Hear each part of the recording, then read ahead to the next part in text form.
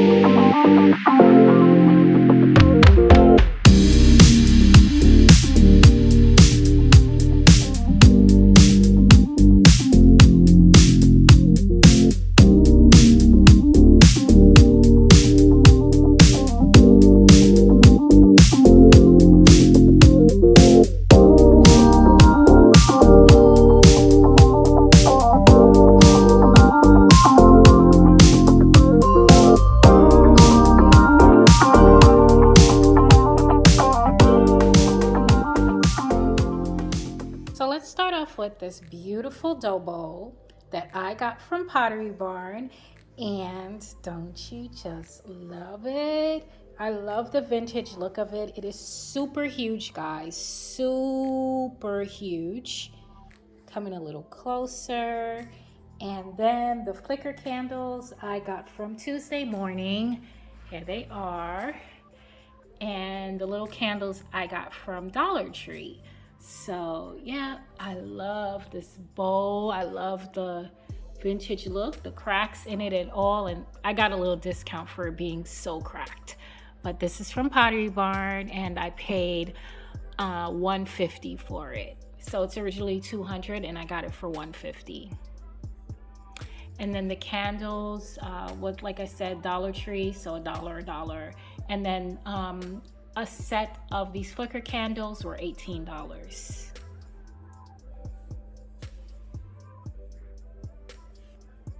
Let's go over here to these pillows. So this nice fluffy one right here, I picked this up from HomeGoods for $19.99. And then the one in the back are from Target, and I love the color of it.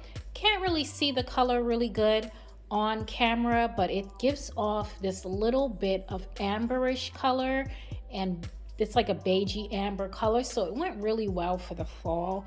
And it was $30. So $30 for the one right here from Target, and then this one here was $20. And then let's move over to my pumpkins, and this is the only fall decor that I have. Again, I am not a big fall decorator. I really decorate for, I wait till the holidays such as Christmas to decorate. and maybe for spring, but for fall I really don't do much. But I kind of fell for these pumpkins over here, guys.